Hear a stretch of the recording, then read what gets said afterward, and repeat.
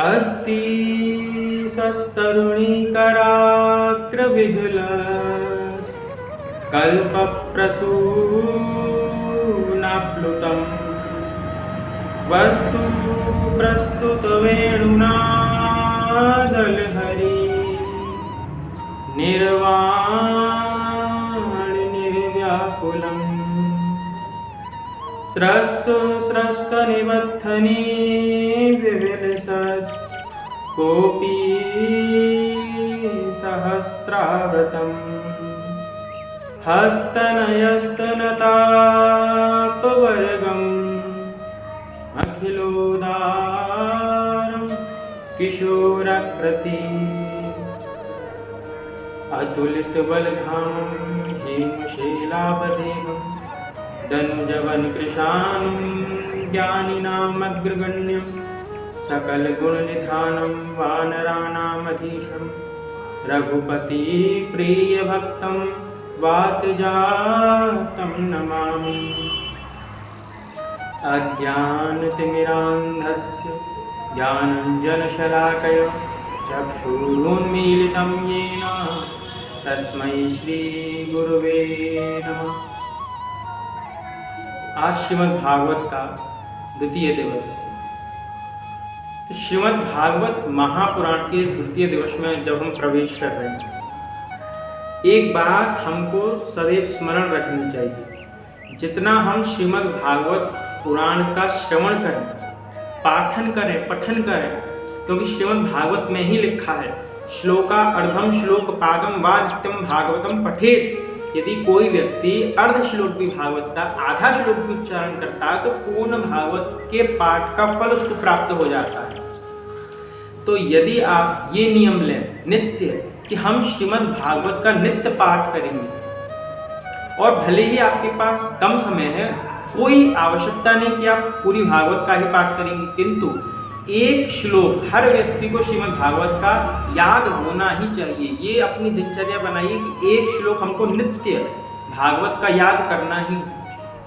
अवश्य अध्ययन कीजिए। जिस प्रकार से हम नित्य श्वास लेते हैं तो श्वास की जो हमारी क्रिया चलती है, ठीक उसी प्रकार से जिस प्रकार से हम नित्य भोजन भी करते हैं, श्वास भी लेते हैं, जल भी लेते हैं, माने जीवन धारण करने के लिए हर वस्तु आवश्यक है।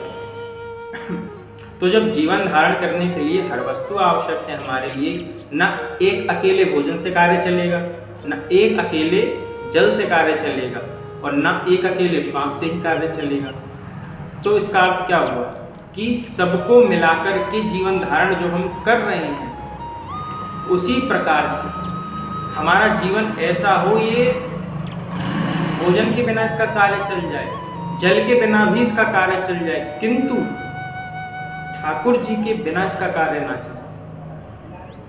जो बड़े हमारे संत इत्यादि होते हैं, संत जन जो हमारे होते हैं, तो आप उनको भोजन मत दीजिए, उनका कार्य बिना भोजन के चल जाएगा, उनका कार्य बिना जल के चल जाएगा, किंतु उनका कार्य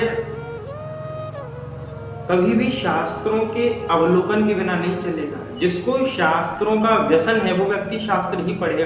जिसको ठाकुर जी के चिंतन का व्यसन है वो व्यक्ति सदैव ठाकुर जी का चिंतन करेगा, और एक दिन ठाकुर जी का स्मरण वो व्यक्ति ना करे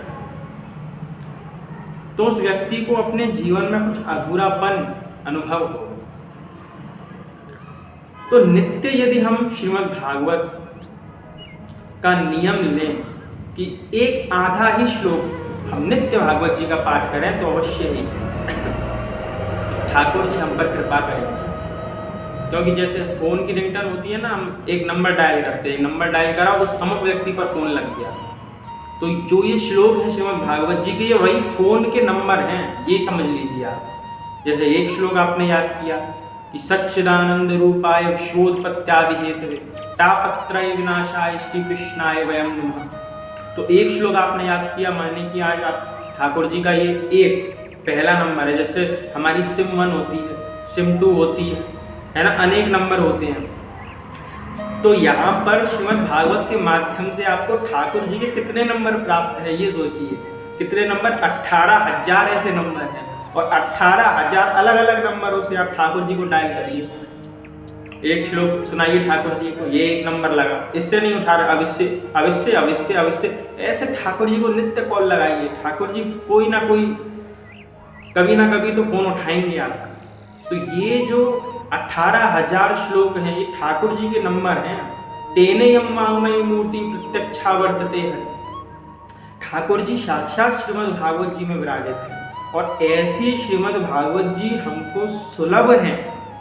क्योंकि देखिए, जो श्रीमद् भागवत की कथा है ना, वो स्वर्ग के देवताओं को भी दुर्लभ है, और जो कथा भैया स्वर्ग के देवताओं को दुर्लभ है, और ऐसी कथा यदि हमको सुलभ है, तो ये तो हमारा सौभाग्य है। देवलोक में 2 ही चीज दुर्लभ है, एक तो छाछ और एक भागवत की कथा। तो ये भागवत की कथा जो अत्यंत दुर्लभ है देवताओं के लिए भी, ऐसी वस्तु आपको प्राप्त है, ऐसी वस्तु आप हम सभी को प्राप्त है, जो देवताओं के लिए परम दुर्लभ है। सोचिए, ऐसी वस्तु ठाकुर जी ने हमको दी है। मतलब ठाकुर जी के हमसे कितनी प्रीति है। कोई अपनी सबसे अधिक मूल्यवान वस्तु किस व्यक्ति को देगा? उस ही व्यक्ति को देगा जिससे ठाकुर जी को अत्यधिक स्नेह होगा, जिससे उस व्यक्ति को अत्यधिक प्रेम होगा। तो ये सोचिए कि जब एक भौतिक व्यक्ति किसी से अधिक स्नेह करता है, अधिक प्रेम करता है, तो उसको अपनी सबसे प्रिय वस्तु प्रदान करता है। ऐसे ही ये जो श्रीमद् भागवत है, ये ठाकुर जी ने हम पृथ्वीवासियों को दी है, हम भारतवासियों को दी है, क्योंकि हम ठाकुर जी के अत्यधिक प्रिय हैं। ठाकुर जी के हम प्रिय हैं, इसका सबसे बड़ा प्रमाण ही यही है कि हमको श्रीमद् भागवत की कथा श्रवण करने को मिल रही है। हमको श्रीमद् भागवत की कथा अपने मुख से गान करने का सुअवसर प्राप्त हो रहा है। यही सबसे बड़ा सौभाग्य, और यही ठाकुर जी ने जो हमको श्रीमद् भागवत की कथा दी है, यही उनका हमारे प्रति प्रेम है। हम कहते हैं ठाकुर जी हमसे प्रेम ही नहीं करते, ठाकुर जी हमसे प्रेम ही नहीं करते। अरे भैया, जो वस्तु देवताओं को दुर्लभ है, वो वस्तु आपको प्रदान करती है, और आप कह रहे हो ठाकुर जी हमसे प्रेम नहीं करते। कैसे नहीं करते? यदि प्रेम ना करते तो श्रीमद् भागवत की जो कथा है वो देवलोक में होती, किंतु वैकुंठ में भी श्रीमद् भागवत की कथा नहीं होती। वैकुंठ में, शिवलोक में कहीं श्रीमद् भागवत की कथा नहीं होती। मात्र यदि आपको भागवत की कथा सुननी है तो आपको पृथ्वी की भारत भूमि में जन्म लेना पड़ेगा, तब ही जो है आप कथा के अधिकारी हो सकते हैं, आप कथा का श्रवण पान कर सकते हैं। देवता लोग तो तरसते हैं भैया कि भारत भूमि में हमारा जन्म हो जाए। ये देखो, आज इस व्यक्ति का धरती लोक पर ट्रांसफर हो गया, और कहाँ? भारत की भूमि पर। अरे भैया, भारत की भूमि में इसको जन्म मिल गया, अब तो श्रीमद् भागवत की कथा ही सुनेगा, नित्य सुनेगा। और हम देवता यहाँ स्वर्ग में भोगों में रह जाएंगे, और ये पृथ्वी पर जाकर के जो है भारत भूमि में जाकर के कथा श्रवण करेगा, और ये इसको वैकुंठ का पद प्राप्त हो जाएगा। ये इसको तो ठाकुर जी के चरणों की प्रीति प्राप्त हो जाएगी। ये देवता सोचते हैं। सोचिए, तो ठाकुर जी हमसे प्रेम करते हैं, इसका क्या अर्थ हुआ? इसका क्या चिन्ह है? इसका क्या प्रमाण है? इसका यही सबसे बड़ा प्रमाण है। एक तो देखिए, हम हमारा जो पर्सनल नंबर है वो किसको देंगे? जो हमारा अत्यंत प्रिय होगा, अत्यंत स्नेही होगा, हमारा मित्र होगा, हमारे परिजन होंगे, उन्हीं को हम जो है अपना पर्सनल नंबर देंगे, प्राइवेट नंबर देंगे। नहीं तो बाकी लोगों के लिए तो अन्य अपने मैनेजर का नंबर दे देंगे, किसी का नंबर दे देंगे, उसके थ्रू वो डायरेक्ट हम बात नहीं करेंगे उस व्यक्ति से, है ना। तो ठीक इसी प्रकार से ठाकुर जी ने किसी मैनेजर का नंबर नहीं दिया। ठाकुर जी ने 18,000 श्लोकों के माध्यम से डायरेक्ट अपना नंबर प्रदान कर दिया कि लो भैया, गुरु के माध्यम से इसका श्रवण करो और हमसे डायरेक्ट कॉल लगा करके बात करो। डेली श्रीमद् भागवत का पाठ करना, उनके श्लोकों का उच्चारण करना, इसका अर्थ क्या है? इसका अर्थ है कि आप नित्य ठाकुर जी से बात कर रहे हैं। यदि आप नित्य श्रीमद् भागवत का पाठ करते हैं तो नित्य आप, ये सत्य बात है कि आप ठाकुर जी से ही बात कर रहे हैं।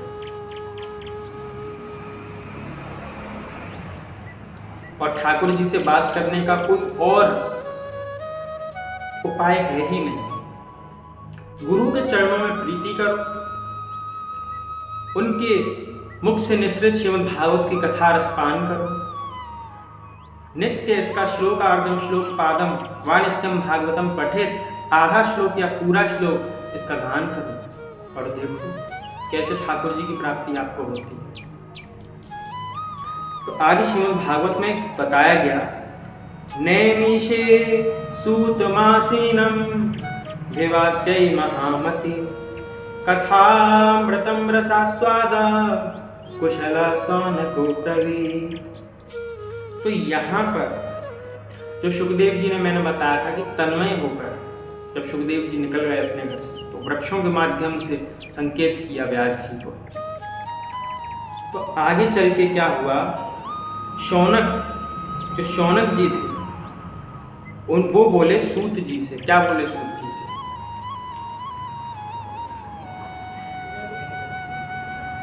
अज्ञान भांत विध्वंस कोटि सूर्य समप्रभा, सूतख्या ही कथासारम कर्णमं रसायनम। अज्ञान धांत विध्वंस कोटि सूर्य समप्रभा, यानी कि अज्ञान के अंधकार को नष्ट करने वाली जो है वो श्रीमद् भागवती वार्ता है, श्रीमद् भागवत की कथा है। यदि ऐसी श्रीमद् भागवत की कथा को छोड़ करके कोई व्यक्ति कहीं भागता है, इसका अर्थ आप समझ जाइए कि वह व्यक्ति कितना बड़ा मूर्ख है। भैया यहाँ तक कहा गया है श्रीमद् भागवत में कि जिस व्यक्ति के घर में श्रीमद् भागवत की कथा नहीं होती, जिस व्यक्ति के घर में श्रीमद् भागवत की पुराण नहीं रखी, या फिर जिस व्यक्ति ने अपने जीवन में कभी भी श्रीमद् भागवत की कथा नहीं सुनी, ऐसे व्यक्ति को सुखदेव जी ने गाली दी और क्या बोला, ऐसा व्यक्ति गधा है। तो हम तो समझते हैं भैया कि आप सब तो ऐसे नहीं हैं, क्योंकि आप सब तो जो है कथा का श्रवण पाठ कर रहे हैं और नित्य ही संभव होगा तो आप सभी नित्य पाठ भी करेंगे श्लोकों का, जिससे ठाकुर जी से आप बात कर सकें डायरेक्ट, है ना। तो ठाकुर जी से बात करने का तो यही उपाय है। ये अज्ञान के अंधकार को विनाश करती है। श्रीमद् भागवत में भक्ति है, ज्ञान है, वैराग्य है। भक्ति भी मिल रही है, ज्ञान भी मिल रहा है और वैराग्य भी मिल रहा है। मतलब तीनों से समन्वित जो है वो श्रीमद् भागवत की कथा है। अब भक्ति हो किंतु ज्ञान वैराग्य ना हो किसी व्यक्ति के पास, तो उसका क्या हाल होता है। जिसके पास भक्ति तो है किंतु ज्ञान वैराग्य से वो व्यक्ति रहित है, मानी ज्ञान वैराग्य भी उसमें होना चाहिए। ये नहीं केवल भक्ति से उस व्यक्ति का उद्धार हो जाएगा। यदि भक्ति से उद्धार हो जाता तो देखिए श्रीमद् भागवत में ही क्या बताया कि ज्ञान वैराग्य तो मूर्छा में पड़े थे और भक्ति महारानी रो रही थी कि मेरे पुत्र, क्योंकि भक्ति के दो पुत्र हैं, ज्ञान और वैराग्य। तो भक्ति के ये दो पुत्र ज्ञान और वैराग्य, इस कथा को बहुत ध्यानपूर्वक सुनिएगा। जहाँ कथा तो आप सभी को पता है, किंतु जो मैं इसका सार बताने जा रहा हूँ आपको, भक्ति ज्ञान और वैराग्य, भक्ति माता है और ज्ञान वैराग्य दोनों इनके पुत्र हैं। तो ज्ञान वैराग्य माता के जो पुत्र हैं ये मूर्छा में पड़े, क्योंकि कलयुग है ना, ज्ञान वैराग्य की किसी को आवश्यकता नहीं, तो इन लोगों को मूर्छा है। अब भक्ति माता अश्रु बहा रही है, मेरे ज्ञान वैराग्य जो पुत्र है वो तो मूर्छा को पड़े हुए। तो नारद मुनि आते हैं वहां पर, भोगो साधो शरणम तिष्ठम मम चिंता विनाशय। भक्ति महारानी कहती हैं कि मेरी चिंता सुनिए, आप तो सभी का मंगल करते हैं, मेरा भी मंगल कीजिए, मेरा कष्ट दूर कीजिए। संतों का स्वभाव, वो सभी के कष्टों को दूर करता। आप उनके पास जाइए, उनके पास केवल आनंद मिलेगा, और कुछ नहीं मिलेगा। संतों के पास केवल आनंद होता है, क्योंकि वो तो सदैव कृष्ण नाम में तल्लीन रहते हैं, कृष्ण नाम में मस्त रहते हैं। इसीलिए जो संत हैं वो अद्भुत होते हैं, उनकी महिमा अद्भुत होती है। हमारे भारतवर्ष के सबसे बड़े संत हुए धर्म सम्राट श्री करपात्री जी महाराज, डोंगरे जी महाराज, श्री राम सुखदास जी महाराज, ऐसे ऐसे बड़े संत हुए और जिन्होंने अपने प्रबल भक्ति भक्ति से, ज्ञान से, वैराग्य से सभी भक्तों का जीवन उत्प्रोत किया और उन सभी का उद्धार किया। या आप देखिए उनका जीवन उठा करके कितना दिव्य उनका जीवन रहा। तो ज्ञान वैराग्य मूर्छा में भक्ति महारानी रो रही हैं। इसका अर्थ क्या हुआ कि यदि आपके जीवन में भक्ति है और आप ज्ञान वैराग्य से रहित हैं तो भक्ति महारानी टिकेंगी नहीं आपके पास, ये ध्यान रखिए। और कई लोग तो ऐसे होते हैं उनके पास भक्ति भी नहीं होती, ज्ञान भी नहीं होता, वैराग्य भी नहीं होता, तीनों से ही रहित होते हैं, किंतु भक्ति का पाखंड करते हैं कि भैया देखो हमारे पास तो भक्ति है किंतु ज्ञान वैराग्य नहीं है। तो श्रीमद् भागवत से ये पता चलता है कि भक्ति महारानी तो स्वयं दुखी हैं कि ज्ञान वैराग्य मूर्छा को प्राप्त है, और आपके जीवन में ज्ञान वैराग्य मूर्छा को प्राप्त है, आप कह रहे हो हमारे पास भक्ति है। तो भक्ति महारानी तो रो रही हैं कि मेरे पुत्रों को मूर्छा आई हुई है और ये व्यक्ति अहंकार कर रहा है कि मैं इसके पास हूँ। तो आप भक्ति महारानी को कष्ट पहुंचा रहे हैं, ये ध्यान रखिए। यदि आप ज्ञान वैराग्य से रहित हैं और भक्ति का दिखावा कर रहे हैं तो आप भक्ति महारानी को कष्ट पहुंचा रहे हैं। और जब भक्ति महारानी को कष्ट होगा तो आपकी वो दुर्दशा होगी जो आप सोच नहीं सकते। ये मैं आपको डरा नहीं रहा हूँ, किंतु जो सत्य है वो तो कहना पड़ेगा ना।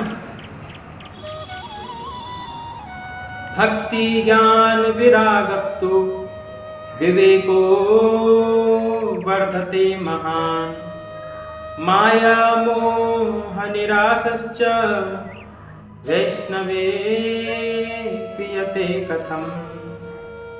तो यहाँ पर बताया गया कि वैराग्य से प्राप्त होने वाली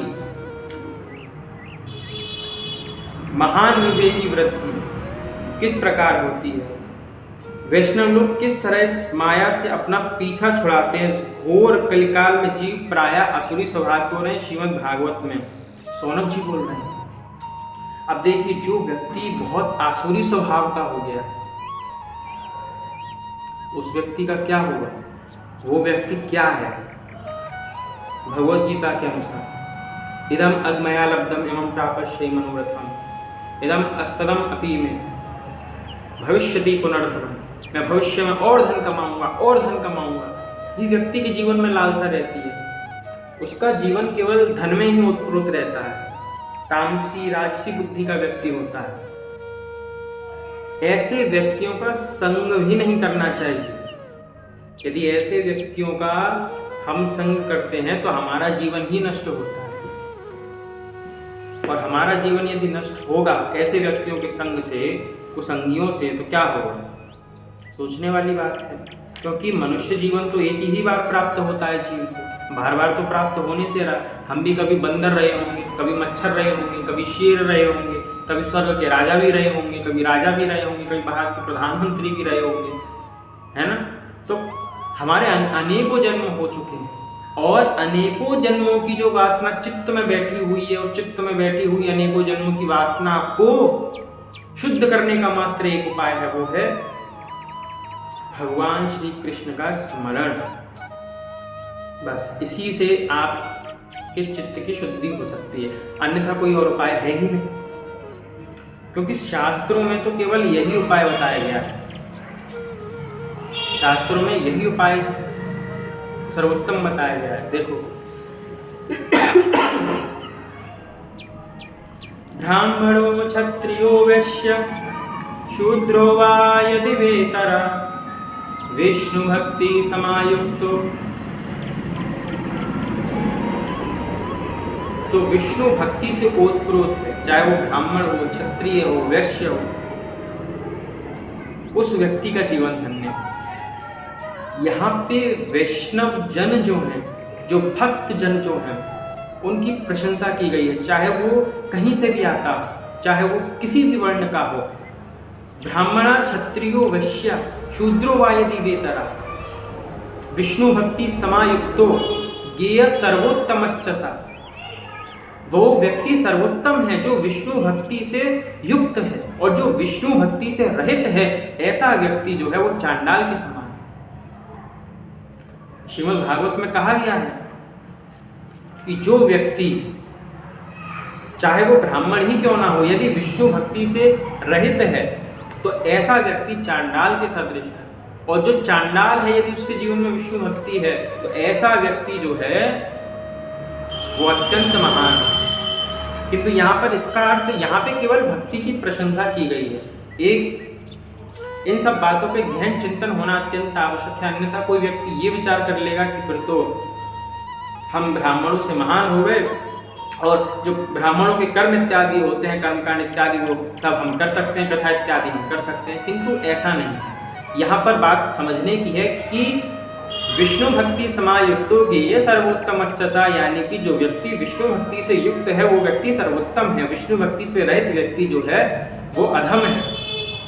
यहाँ पे भगवान विष्णु के भक्तों की प्रशंसा की गई है, चाहे वो किसी भी वर्ण का हो, क्योंकि भक्त तो कोई भी हो सकता है। भक्त में तो वर्ण नहीं देखा जाता ना, भक्त में कोई वर्ण नहीं देखा जाता, चाहे व्यक्ति किसी भी जाति का हो।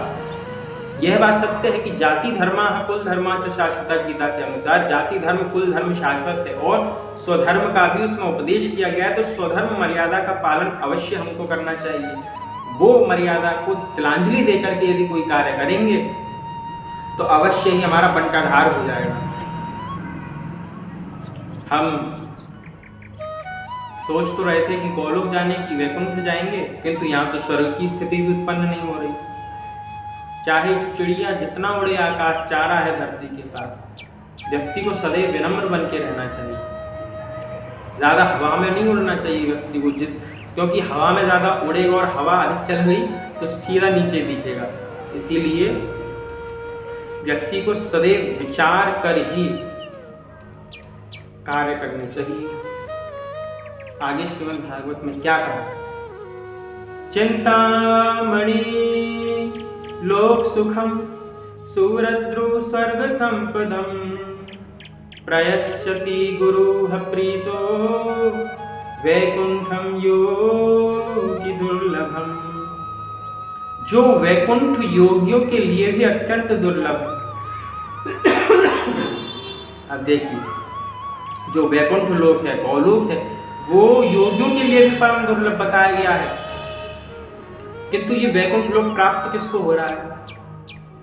चिंतामणि लोक सुखम सुरद्रु स्वर्ग संपदम प्रयच्छति गुरुः प्रीतो वैकुंठम योगी दुर्लभ। जिस व्यक्ति की प्रीति गुरु के श्री चरणों में है, वो गुरु भगवान विष्णु की गोद में ले जाकर उस बालक को डाल देते, उस जीव का उद्धार कर देते। एक गुरु ही इस धरती पे ऐसे हैं। उपदेशामृत में रूप गोस्वामी पाद ने कहा है, वाचो वेगम मनसा क्रोध वेगम जिह्वा वेगम उदरोपस्थ वेगम एतान वेगान यो विषहेत धीरा सर्वामपि मां पृथ्वीं सशिष्यात्। माने कि इस पूरी पृथ्वी पर सभी जीवों का गुरु होने योग्य केवल वही व्यक्ति है जो वाचो वेगम, जो वाणी पे संयम रखे, मनसा क्रोध वेगम, जो मन पे संयम रखे, क्रोध पे संयम रखे, जिह्वा वेगम, जो जीभ पे संयम रखे, उदरोपस्थ वेगम, जो उदर पे संयम रखे, एतान वेगान यो विषहेत धीरा, जो जनेंद्रियों पे संयम रखे, गुप्तेंद्रियों पे संयम रखे, जो धीर व्यक्ति है, जो धैर्यवान व्यक्ति है, वही व्यक्ति इस पूरी पृथ्वी पर सभी का गुरु होने योग्य है। ये बात गुरु के लिए कही गई है। हर व्यक्ति गुरु नहीं हो सकता, ये बात भी समझने योग्य है। कौन गुरु है, कौन गुरु नहीं है, क्योंकि ऐसा कहा गया है ना, पानी पियो छान के गुरु बनाओ जान के, है ना। तो गुरु जान करके ही बनाने चाहिए। रूप गोस्वामी पाद ने क्यों कहा उपदेशामृत में कि वाचो वेगम मनसा क्रोध वेगम। भैया वाणी का संयम रखो। यदि गुरु वाणी पर संयम नहीं होगा उसका, वाचो वेग। अब यहाँ पर इसका अर्थ ये मत ले लेना कि यदि जो गुरु हैं यदि वो अधर्म का विरोध कर रहे हैं और उसके लिए कुछ कठोर भाषा का प्रयोग कर रहे हैं, तो यहाँ पर आप ये समझो इनका तो वाणी पर संयम ही नहीं है, भैया कैसे सुनते हैं ना। यहाँ पर इसका अर्थ ये नहीं है। इंद्रियों पे संयम का अर्थ है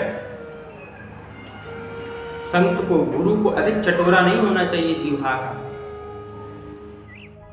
जो बोलना है, जो शास्त्र की बातें हैं वही व्यक्तियों को बताए, चाहे वो उसको अच्छी लगे, चाहे वो उसको बुरी लगे, चाहे उसके अनुकूल है, चाहे उसके प्रतिकूल है, किंतु गुरु का ये कर्तव्य है कि शिष्य को वही बात बतलाए जो उसके हित में है और जो शास्त्र का उपदेश है।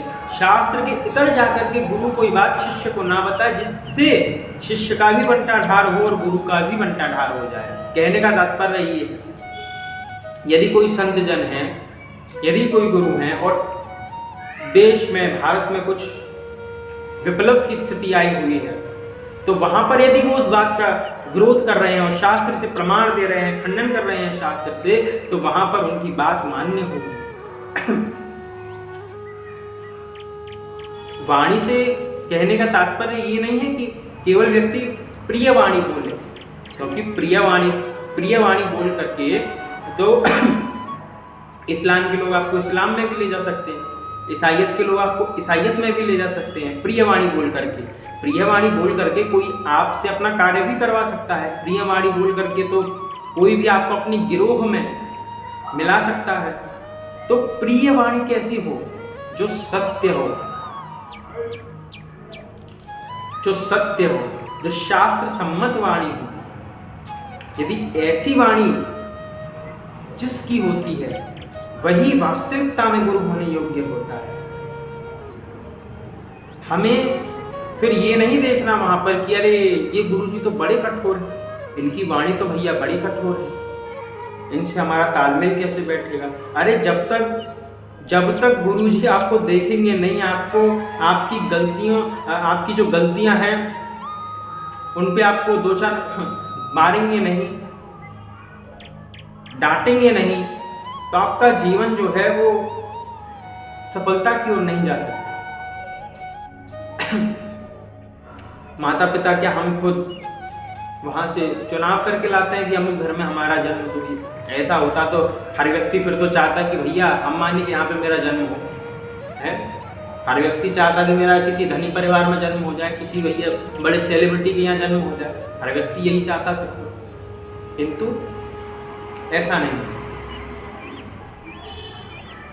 तो जन्म भी कहीं ना कहीं व्यक्ति को लगता है ना मेरे प्रतिकूल हुआ है, अब क्या करें, हो गया तो हो गया, ऐसा भी लगता होगा।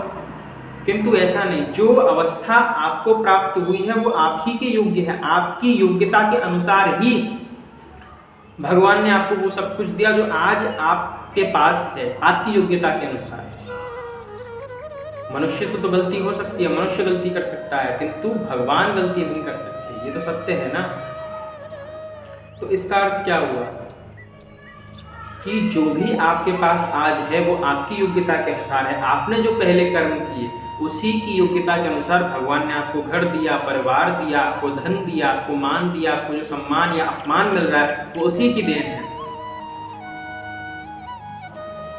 तो इस तथ्य पर अधिक विचार नहीं करना चाहिए कि हमको मान मिल रहा है या सम्मान मिल रहा है, क्योंकि सम्मान देने वाले भी अधिक लोग होते हैं और अपमान करने वाले भी अधिक लोग होते हैं। किंतु निंदक नियरे राखी आंगन कुटी छवाए, जो निंदक होते हैं उनको अपने आसपास रखिए, क्योंकि वो आपकी शुद्धि करते रहेंगे बिना साबुन के, बिना पानी के। आपको आपकी गलतियां बताते रहेंगे, आपको अहंकार नहीं होने देंगे किसी भी बात का। तो ये गुरु का स्वभाव हो कि वो कठोर वाणी का भी प्रयोग कर सकता है। यदि आपको ऐसा लग रहा है कि नहीं भैया ये गुरु अच्छा नहीं है क्योंकि ये कठोर वाणी का प्रयोग कर रहा है, तो आप शिष्य होने योग्य नहीं, आप में वो योग्यता नहीं है कि आप शिष्यत्व किसी का स्वीकार कर सकें। क्योंकि यदि आप ये सोचेंगे कि कोई मेरे मन के अनुकूल बात करने वाला व्यक्ति ही मेरा गुरु हो, तो वहां पे आप सदैव धोखा खाएंगे। एक वीडियो में देख रहा था जिसमें एक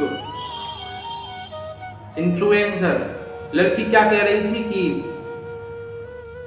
प्रेम भक्ति में जो है वो तो भैया शास्त्र वास्त्र कुछ नहीं, और क्या है प्रेमा भक्ति में तो शास्त्र कुछ नहीं होता, वेद कुछ नहीं होता, केवल प्रेमा भक्ति करो। हमारी किशोरी जो बहुत दयालु हैं, लाडली जो बहुत दयालु हैं, इन्होंने प्रेम भक्ति के नाम पर मतलब ठाकुर जी को परतंत्र कर लिया, किशोरी जी को परतंत्र कर लिया और स्वयं को प्रेम के नाम पर परम स्वतंत्र कर लिया। अद्भुत। ठाकुर जी तुम्हारे प्रेम के नाम पे नौकर हैं और तुम प्रेम के नाम पे स्वतंत्र हो। प्रेम का अर्थ क्या होता है ये भी जानते नहीं है। शास्त्र का जो वाक्य है उसका पालन नहीं कर सकते, इसलिए कह दो कि भैया हम तो प्रेमा भक्ति में हैं, तो शास्त्र वास्ते की बात तो है, ठीक है सो ठीक है, किंतु प्रेमा भक्ति हम करते इसलिए शास्त्र की बात मानने हमारे लिए तो नहीं है। तो कोई भी व्यक्ति आ जाएगा उच्छृंखल करने, उच्छृंखल व्यक्ति का परिचय देने लगेगा और क्या होगा, कोई भी व्यक्ति जो है शास्त्र का पालन करेगा ही नहीं। और जब शास्त्र का व्यक्ति पालन नहीं करेगा तो व्यक्ति का जीवन तो नरक होना ही। तो ऐसे जो ये व्यक्ति तर्क करते हैं ना कि हम तो भैया प्रेमा भक्ति वाले हैं, हमें तो शास्त्र की कोई आवश्यकता नहीं, ये बताओ कि जब तुम प्रेमा भक्ति की बात करते हो तो वो जिनकी तुम भक्ति करते हो, श्रीमती राधा रानी की, भगवान श्री कृष्णचंद्र जी की, उनकी भक्ति का मार्ग तुम्हें कहाँ से प्राप्त हुआ? बोलेंगे हमारे गुरु से प्राप्त हुआ। गुरु जी को मार्ग कहाँ से प्राप्त हुआ? शास्त्रों से ना प्राप्त हुआ होगा। जो मार्ग बताया गया है वो सब शास्त्र में ना होगा तो कहाँ होगा? कह दो कि शास्त्र के बिना इस मार्ग पे हम चल रहे हैं, अधोगति को जाओगे कि नहीं जाओगे? माने कि बिना शास्त्र के कुछ नहीं है। निगम राज सीमा सो बाहर हरिहु को ना निहार। वेद की सीमा के बाहर का जो ईश्वर है वो ग्राह्य नहीं है, और वेद आदि शास्त्र ही वास्तविकता में शास्त्र है। कुरान बाइबल भी शास्त्र नहीं है। जो व्यक्ति ये कहता है कि कुरान और बाइबल भी शास्त्र है वो व्यक्ति भी मूर्ख है। तो यदि आप ये कहते हैं कि प्रेमा भक्ति के नाम पे शास्त्रों की तिलांजलि दे दो तो आप ही सबसे बड़े मूर्ख हैं। शास्त्रों का आपने पालन कब किया और कितनी तत्परता से किया जो आप शास्त्रों की तिलांजलि देने की बात करते हैं कि शास्त्र हमारे लिए कुछ नहीं। शास्त्रों से जिन श्रीमती राधा रानी के विषय में पता चल रहा है, शास्त्रों से जिन श्री कृष्णचंद्र के विषय में पता चल रहा है, उनको क्या प्रिय है और क्या अप्रिय है वो भी तो शास्त्रों से ही पता चल रहा है। तो वह भी जब हमको शास्त्रों से पता चल रहा है तो अब आपको ये कैसे पता चलेगा कि मैं जो प्रेमा भक्ति कर रही हूँ या कर रहा हूँ वो प्रेमा भक्ति मेरी मर्यादा में है या अमर्यादित है? कैसे पता चलेगा? उसका कोई पैरामीटर है? उसका कोई और उपाय है बताने का? वहां पे तो शास्त्र का आलम्बन लेना पड़ेगा कि मैं कितनी मर्यादा में हूँ, कितना मर्यादा में नहीं हूँ। और यदि व्यक्ति को, क्योंकि बेचारा व्यक्ति क्या करेगा, और ठाकुर जी के लिए भोग बनाना है, अरे बार बार भाई हमको हाथ साफ करने पड़ते हैं, पैर धोने पड़ते हैं, मुक्का कुल्ला करना पड़ता है। एक काम करो, हम तो प्रेमा भक्ति का आश्रय ले लेते हैं, क्योंकि जैसे सबरी जी ने बेर खिला दी अपने झूठे ठाकुर जी को, वैसे ही हम भी थोड़ा ये सब कार्य करके ठाकुर जी को भोग लगा दें। कुछ नहीं, क्योंकि हम तो प्रेमा भक्ति वाले हैं भैया। हमको हाथ धोने की आवश्यकता नहीं पड़ती, हमको पैर धोने की आवश्यकता नहीं पड़ती, हमको मुख से कुल्ला कर झूठा मुँह है कोई समस्या नहीं है, ठाकुर जी को भोग लगा दिए। क्यों? हम तो प्रेमा भक्ति वाले हैं। और जब ऐसी मूर्खता होगी तो क्या होगा? विप्लव नहीं होगा क्या? कोई भी व्यक्ति ये सब करने लग जाएगा, फिर तो कहेंगे शास्त्रों की आवश्यकता ही क्या, हम तो प्रेमा भक्ति वाले हैं भैया।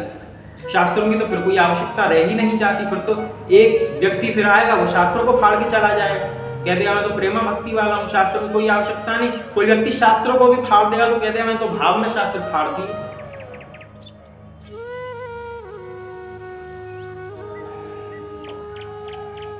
तो इस प्रकार की जो नीचतापूर्ण प्रलाप लोग करते हैं इनसे थोड़ा सावधान रहिए, क्योंकि जब तक व्यक्ति शास्त्र नियम में स्वयं को बांध नहीं सकता, आपको परम स्वतंत्र होना है, समस्या ये है। और जो व्यक्ति परम स्वतंत्र होना चाहता है उसको भगवान श्री कृष्ण का सानिध्य प्राप्त हो ही नहीं सकता, क्योंकि जीव को सदैव परतंत्र रहना ही चाहिए। हम परम स्वतंत्र कैसे हो सकते हैं? हम परम स्वतंत्र नहीं हैं। हमारा जीवन, अपने जीवन को अधीन कीजिए किसी के। अरे भगवान भी तो अधीन होते हैं ना भक्तों के। भगवान भी भक्तों की भक्ति के अधीन होते हैं। तो भगवान भी जब स्वयं को परतंत्र बना रहे हैं, किसके? भक्तों के। जब भगवान भक्तों भक्तों के इतने अधीन हो रहे हैं कि उनका मल मूत्र साफ करने के लिए भी भगवान तैयार है, किंतु ऐसी सर्वोत्कृष्ट भक्ति हो तो सही, हमारी आपकी तो नहीं है ऐसी सामर्थ्य कि ठाकुर जी से अपना मलमूत्र साफ करवाएंगे। यमराज दंड और मारेंगे अलग से कि क्या प्रलाप कर रहे हो तुम लोग। ठाकुर जी के नाम पर ये सारे जो बवाल कर रहे हैं ये सब मत कीजिए। हमको स्वयं को परतंत्र करना होगा। किसके परतंत्र? आज जीव की स्थिति ऐसी है कि गुरु की तिलांजलि दे करके, शास्त्रों की तिलांजलि दे करके स्वयं ही व्यक्ति स्वतंत्र होकर के स्वतंत्र रूप से कह रहा है कि मैं भैया भक्त हूं और मैं ही सबसे बड़ा सिद्ध हूं, शास्त्रों को प्रमाण ही मत मानो, हम भैया प्रेमा भक्ति में लीन है। भैया कैसी प्रेमा भक्ति चल रही है तुम्हारी, जहां तुमने शास्त्रों की ही तिलांजलि दे दी। ये प्रेमा भक्ति नहीं है, क्योंकि जीव को प्रेम का अर्थ पता है क्या होता है। प्रेम का अर्थ ही परतंत्रता होती है। प्रेम में जो प्रेमी होता है, वो जो प्रेम होता है, जो प्रेमी होता है, वो अपने प्रेम में अपने प्रेमी के परतंत्र होता है,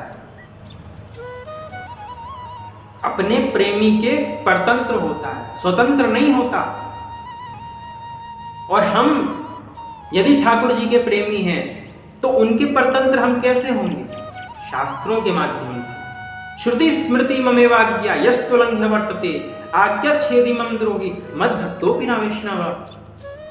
हम ठाकुर जी के प्रिय कैसे होंगे? शास्त्रों की आज्ञा से, क्योंकि ठाकुर जी स्वयं कहते हैं श्रुति स्मृति ममेवाज्ञा, श्रुति और स्मृति मेरी आज्ञा है। यदि इसकी आज्ञा का उच्छेद करके कोई व्यक्ति कार्य करता है तो वह व्यक्ति अपराधी है।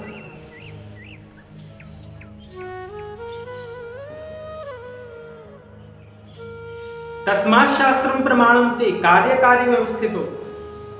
तस्मात् शास्त्रम प्रमाणम ते, एकमात्र शास्त्र प्रमाण है। भगवत गीता में भगवान कृष्ण कह रहे हैं। तो भगवान श्री कृष्ण की वाणी का लोप करके, भगवान श्री कृष्ण की आज्ञा का उल्लंघन करके तुम कह रहे हो कि हम प्रेमा भक्ति के पक्षधर हैं। कैसे पक्षधर हो भैया कि तस्मात् शास्त्रम प्रमाणम ते का भी तुमने कचड़ा कर दिया, भगवान श्री कृष्ण की आज्ञा का भी तुमने कचड़ा कर दिया। क्या इस प्रकार से प्रेमा भक्ति प्राप्त होगी तुमको? तुम तो स्वर्ग जाने के अधिकारी नहीं हो, बात तुम गौलोक और वैकुंठ की करते हो। प्रेमा भक्ति से तुम गौलोक और वैकुंठ चले जाओगे इस प्रकार से, जहां तुमने शास्त्र की तिलांजलि दे रखी है। अपने आप को परतंत्र बनाओ। जो व्यक्ति परतंत्र होता है वही व्यक्ति स्वतंत्र होता है, और जो व्यक्ति स्वतंत्र होता है वो जीवन में कुछ नहीं होता। जीव को स्वयं को परतंत्र बनाना होगा। अपने आप को परम स्वतंत्र मत रखिए। ध्यान रखिए, यदि आप स्वयं को परम स्वतंत्र रखेंगे, देखिए एक स्वतंत्र रखना अलग बात है और स्वतंत्र होना अलग बात है। रूप गोस्वामी जो थे, उनके तो शरीर में कुष्ठ रोग हो गया था, किंतु उन्होंने कभी जगन्नाथ मंदिर में प्रवेश नहीं किया कि भैया मेरे को कुष्ठ रोग हुआ, जगन्नाथ जी के मंदिर में प्रवेश नहीं। इतनी मर्यादा रूप गोस्वामी रख रहे थे। क्या वो मंदिर में प्रवेश नहीं कर सकते थे? क्योंकि वो तो सारे कांड इत्यादि से ऊपर थे, वो तो शास्त्र आदि विधि से उठे हुए थे। क्या वो मंदिर में प्रवेश नहीं कर सकते थे? कर सकते थे, किंतु उन्होंने मर्यादा रखी। क्यों रखी? क्योंकि जो सामान्य जन है उनको देख करके भूल ना कर बैठे, मर्यादा की तिलांजलि ना दे। और ये लोग जो कुछ भी नहीं है वो मर्यादा की तिलांजलि दे रहे हैं। ये कह के हम तो प्रेमा भक्ति कर रहे हैं, प्रेमा भक्ति में शास्त्र का वेद का कुछ नहीं होता।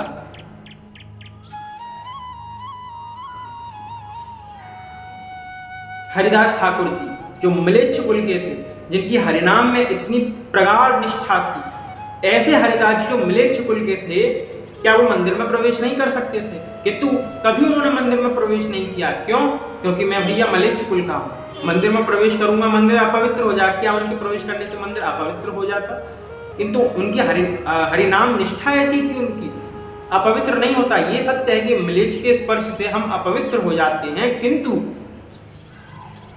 वो जो सभी शास्त्रों से उपरत हो गया हो, वो जिसके जीवन में योग की सिद्धि प्राप्त हो गई हो, जिसको शास्त्र अवलोकन करने की भी आवश्यकता नहीं है, जिसकी नाम निष्ठा ऐसी है, एकमात्र नाम निष्ठा से ही वो सभी लोक प्रपंचों से उपरत हो गया हो, ऐसे परम भक्त शिरोमणि को क्या क्या किसी लोक मर्यादा के पालन करने की आवश्यकता है? किंतु फिर भी हरिदास ठाकुर जी ने लोक मर्यादा की रक्षा के लिए वो कार्य किया। वो मंदिर में प्रवेश नहीं किए और ये लोग उनके चरणों की धूल भी नहीं है, और ये लोग कहते हैं कि शास्त्र और वेद तो कुछ है ही नहीं प्रेमा भक्ति के समक्ष। तो क्या तुम अपनी स्थिति जो है वो मीराबाई, सूरदास जी और जितने महान भक्त हुए ठाकुर जी के, क्या उन सभी के समान तुम अपनी प्रेमा भक्ति को समझते हो? भक्ति का अर्थ भी जानते हो क्या होता है? शास्त्र की कहाँ आवश्यकता नहीं रहती, कहाँ आवश्यकता है, इस बात का भी तो ध्यान रखो। शास्त्र की वहां आवश्यकता नहीं है जहां पर इतनी प्रगाढ़ भक्ति व्यक्ति की हो गई है कि शास्त्र अवलोकन स्वाभाविक रूप से छूट गया है, स्वाभाविक रूप से। ये नहीं कि हमारा मन नहीं करता शास्त्र पढ़ने का, छोड़ दो, प्रेमा भक्ति का सहारा लो, डायरेक्ट प्रमोशन, सीधा प्रेमा भक्ति। ऐसा नहीं होता। जो व्यक्ति शास्त्र की मर्यादा का पालन करता है उसी व्यक्ति को प्रेमा भक्ति भी प्राप्त होती है, और जो व्यक्ति शास्त्र की तिलांजलि दे देता है, प्रेमा भक्ति तो बहुत दूर की बात रही, उसे सामान्य प्रेम की भी प्राप्ति नहीं होती। तो इन मूर्खतापूर्ण प्रलाप कर करके इन लोगों ने समाज का बंडा ढार कर दिया।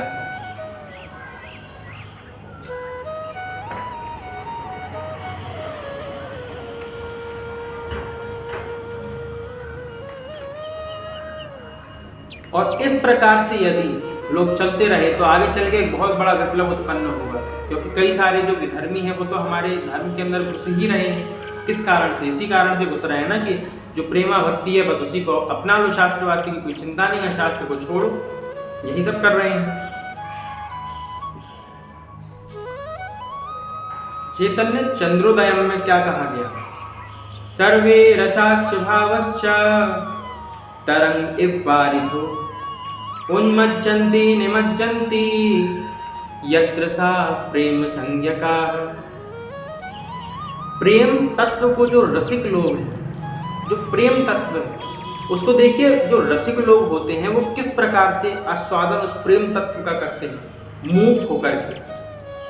प्रेम तत्व का जो आस्वादन है वो रसिक लोग मूक होकर के करते हैं, गूंगे हो जाते हैं, किसी की आवश्यकता नहीं है।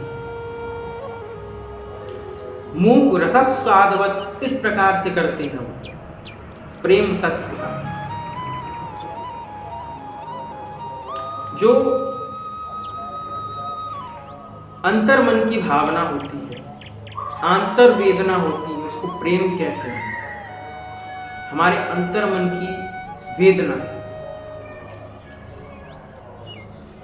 प्रेम जो स्वाभाविक रूप से होता है, आप देखिए जो लौकिकी प्रेम होता है, स्वाभाविक रूप से किस प्रकार से हम उस प्रेम में निमग्न हो जाते हैं, किस प्रकार से चिंता होती है आपको हर वस्तु की, हर व्यक्ति की। तो ये तो भैया अलौकिक प्रेम है, ये तो ठाकुर जी का प्रेम है।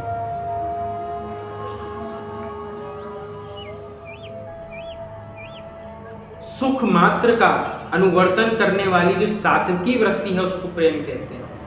जो सुख का अनुवर्तन करे और सात्विकी हो। प्रेम कैसा होता है? भौतिक जगत का जो प्रेम है वो तो मलिन होता है, वो कहाँ प्रेम होता है। यदि हम प्रेम तत्व की बात कर रहे हैं तो यहाँ पे भौतिक जगत का प्रेम नहीं है, यहाँ पे भौतिक जगत के प्रेम की तो बात ही नहीं है। क्यों नहीं है? क्योंकि भगवान शिव के तृतीय नेत्र ने भौतिक जगत का जो काम है उसको तो नष्ट ही कर दिया था अपने त्रिनेत्र से। तो भौतिक जगत का प्यार कैसा होता है? ऐसा जिसको भगवान शिव नष्ट कर देते हैं अपने नेत्र से। किंतु जो अध्यात्म जगत का प्रेम होता है उसमें भगवान शिव की भी क्षमता नहीं है कि उसको नष्ट कर दे। भगवान शिव का भी उसमें सामर्थ्य नहीं कि उसको नष्ट कर दें, क्योंकि अप्राकृत जो प्रेम होता है, क्योंकि जो काम होता है एक तो प्राकृत होता है और एक अप्राकृत होता है। तो प्राकृत काम जो होता है वो तो मलिन होता है उसको शिव जी नष्ट कर देते हैं। किंतु जो काम का भाव है वो तो अलौकिक जगत में भी होता है। जैसे एक वृंदावन होता है, एक नित्य वृंदावन होता है, तो नित्य वृंदावन में भी जो काम भाव होता है वो अप्राकृत होता है। जिस प्रकार से गोपियों ने, क्या हुआ, गोपियों ने, सभी गोपियों ने कात्यायनी देवी का व्रत किया और कात्यायनी माता का व्रत सभी गोपांगनाओं ने किया, तो ठाकुर जी ने 1 वर्ष का विलंब रखा। अब कोई व्यक्ति कहेगा कि भगवान श्री कृष्ण तो अत्यंत कामी थे, कोई व्यक्ति ये कहता है, किंतु आप विचार कीजिए, क्या कोई ऐसा व्यक्ति है जो कामी होगा और 1 वर्ष का व्यवधान उस काम में रखेगा? अरे भैया, काम में तो रात में नींद तक नहीं आती, काम में तो व्यक्ति की नींद ही उड़ जाती है, भूख प्यास नष्ट हो जाते हैं। काम का वेग व्यक्ति के लिए असहनीय होता है, वो सहन नहीं कर पाता उस काम के वेग को। किंतु जहां भगवान श्री कृष्ण ने 1 वर्ष का व्यवधान रख दिया गोपांगनाओं के लिए, तो वहां पे श्री कृष्ण का सोचिए, क्या वो काम के वशीभूत थे? नहीं, वो अलौकिक प्रेम था। 1 वर्ष का व्यवधान गोपांगनाओं के लिए भगवान श्री कृष्ण ने रखा क्यों? क्या कारण था 1 वर्ष का व्यवधान रखा? कात्यायनी देवी का जब गोपांगनाएं व्रत नहीं करती थी और जब करने लगी, तो सुनिए, कात्यायनी माता का व्रत करने से पहले जो गोपांगनाएं थीं वो प्राकृत शरीर से युक्त थी। और मैंने जो कहा कि प्राकृत और अप्राकृत 2 बातें हैं। यदि प्राकृत शरीर होता है तो प्राकृत शरीर से किसी भी अप्राकृत वस्तु का उपभोग नहीं किया जाता। जिस प्रकार से यदि हम इस देह का त्याग करते हैं तो इस देह के बाद जिस प्रकार से हमारे कर्म हैं उसी प्रकार से हमको स्वर्ग की प्राप्ति होती है और नरक की प्राप्ति होती है। तो स्वर्ग का शरीर हमारा अलग मिलेगा और नरक जाने के लिए हमारा जो शरीर है वो अलग मिलेगा।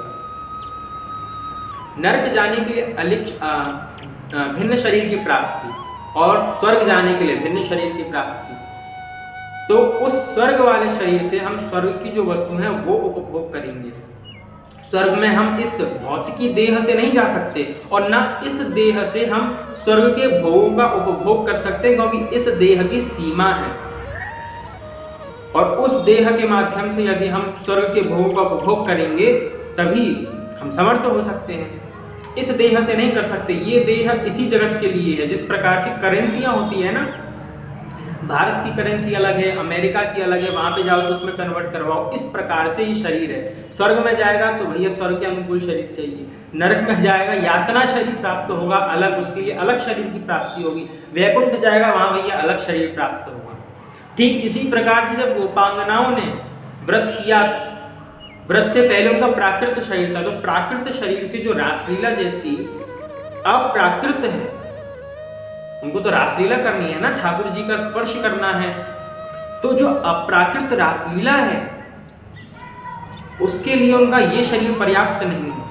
इसीलिए गोपांगनाओं ने कात्यायनी देवी का व्रत को, जिस दिन से व्रत आरंभ किया कात्यायनी देवी का, उसी दिन से गोपांगनाओं का रसमय शरीर बनने लगा, रसमय शरीर प्रकट होने लगा। और जैसे जैसे गोपांगनाओं का रसमय शरीर प्रकट होने लगा, रसमय शरीर बनने लगा, वैसे वैसे जो गोपांगनाओं का प्राकृत शरीर है वो प्राकृत शरीर से रहित होती गई और अप्राकृत शरीर से युक्त होती गई। और जैसे ही अप्राकृत शरीर से गोपांगना युक्त हुई, उसी समय ठाकुर जी का स्पर्श उनको प्राप्त हो गया, उसी समय रासलीला आरंभ हो गई। तो हमको ये समझने की अत्यंत आवश्यकता है कि हम जो ये कहते रहते हैं कि हमको ठाकुर जी की दिव्य लीलाओं में प्रवेश करना है, हमको ठाकुर जी के साथ ये लीला करनी है, वो लीला करनी है, ठाकुर जी ऐसे लीला करेंगे ही नहीं आपके साथ। क्यों नहीं करेंगे? क्योंकि पहली बात तो आपका प्राकृत देह ये बाधक है, और दूसरा आपके विचार आपके विचार भी प्राकृत रूप से आते हैं, वो भी बाधक है। आप हर वस्तु को प्राकृत रूप में देखते हैं, वो बाधक है। तो प्राकृत शरीर से, प्राकृत विचारों से अप्राकृत वस्तु का भोग करने में आप समर्थ नहीं हैं, और हम समर्थ हो ही नहीं सकते जब तक, और हम अप्राकृत और रसमय शरीर को प्रकट कैसे करेंगे? निरंतर भगवान की लीला कथा का चिंतन कीजिए, उससे हमारा निरंतर ब्रह्मचर्य का पालन कीजिए। निरंतर जब भगवान की लीला कथा का चिंतन हम करेंगे तो जो हमारा प्राकृत शरीर है वो अप्राकृत रूप में अपने आप परिवर्तित होने लगेगा। जब हमारा प्राकृत शरीर रहित हो जाएगा और अप्राकृत शरीर से युक्त हो जाएगा, तब ही हम भगवान की दिव्य लीलाओं में प्रवेश कर सकते हैं। अपने विचारों को शुद्ध रखिए, अपने विचारों को पवित्र रखिए। आपके विचार कैसे होने चाहिए? आपके विचार ठाकुर जी ही आपके विचारों में होने चाहिए। कोई प्राकृत वस्तु नहीं, कोई प्राकृत प्राणी नहीं, प्राकृत प्रेम नहीं। प्रेम तो मैंने कह दिया, किंतु प्यार ही कहते हैं भौतिक जगत में। तो प्रेम तो अलग है हमारा आध्यात्मिक दृष्टि से। तो क्या कहने का अर्थ है कि प्राकृत विचार नहीं, प्राकृत पदार्थ नहीं और प्राकृत देह नहीं। अप्राकृत देह का निर्माण करो। अप्राकृत देह का जब आप निर्माण करोगे तब ठाकुर जी की दिव्य लीलाओं में हमको प्रवेश मिलेगा। और उस अप्राकृत देह के लिए हमको क्या करना है? शरणागत ठाकुर जी। और देखिए, जिस प्रकार से परीक्षा होती है, गेम होता है, एक लेवल थोड़ा सा, दूसरा लेवल उससे थोड़ा सा टफ, थर्ड लेवल उससे थोड़ा टफ, फोर्थ लेवल और टफ, फिफ्थ लेवल और टफ। ठीक इसी प्रकार से जब आप अध्यात्म मार्ग पर चलते हैं तो ये टफ लेवल आते जाते हैं। कहीं ना कहीं से कोई ना कोई बाधा उत्पन्न हो जाएगी, कहीं ना कहीं से कोई ना कोई बाधक आ ही जाएगा। तो वहां पर सबसे बड़ी जो भूल व्यक्ति करता है वो ये सोच करके कि ठाकुर जी जो हैं और किशोरी जी जो हैं वो अत्यंत दयालु हैं। मैं ये क्यों कह रहा हूँ, ये बात बहुत गंभीर है। मैं ये बात क्यों कह रहा हूँ कि व्यक्ति ये सोच के भूल करता है कि ठाकुर जी और किशोरी जी बहुत दयालु हैं। क्या हमको ये नहीं सोचना चाहिए क्या वो दयालु नहीं है? बिल्कुल है। किशोरी जी बहुत दयालु हैं, करुणामयी हैं। कृष्णचंद्र जी करुणामयी हैं, दयालु हैं और उनसे अधिक हमारी किशोरी जी हैं। किंतु हमको ये नहीं सोच लेना चाहिए कि हम हर एक भूल करेंगे, हर एक गलती करेंगे और उस पर किशोरी जी हमको क्षमा करती जाएंगी, ठाकुर जी हमको क्षमा करते जाएंगे। ध्यान रखिए, हरि डर गुरु डर, डर करनी में सार, जो डरिया सो उबरिया गाफिल खाई मार। क्योंकि जब आप ये सोचते हैं, ये अनुभव करते हैं कि हमारी भैया किशोरी जी तो बहुत दयालु हैं, ठाकुर जी तो बहुत दयालु हैं, हम जो करेंगे सो करेंगे, ठाकुर जी हमारा उद्धार कर ही देंगे, आप भूल कर जाएंगे, आप गाफिल हो जाएंगे, जिसके चक्कर में आपका अधोपतन हो जाएगा, आप अधोगति को प्राप्त हो जाएंगे। आपको डर के रहना है, सदैव एक एक पल आपको भयभीत रहना है। भयभीत ऐसे नहीं कि आप बिल्कुल ही फिर डले रहो, ऐसा भयभीत माने कि मन में एक ऐसा भय उत्पन्न करना है, एक ऐसा भय बना करके रखना है जिससे सदैव मन में ये लगा रहे, ये चिंतन रहे कि हमसे कोई ऐसी भूल न बन जाए जो ठाकुर जी, जो शास्त्र के विरुद्ध हो और जो ठाकुर जी के वचनों के विरुद्ध हो, जो किशोरी जी के वचनों के विरुद्ध हो। यदि ऐसी भूल हमसे बन गई तो ठाकुर जी हमको क्षमा नहीं करेंगे। क्षमा करने वाला यदि आप भाव रखेंगे कि हमारी किशोरी जी बहुत, तो आप नित्य अपराध करते ही रहेंगे, आपसे अपराध बनते ही रहेंगे और आप इस पर कभी विचार नहीं करेंगे, आप इस पर कभी चिंतन नहीं करेंगे, आप इस पर कभी मनन नहीं करेंगे कि हमने जो भूल की है हम उसको सुधारें।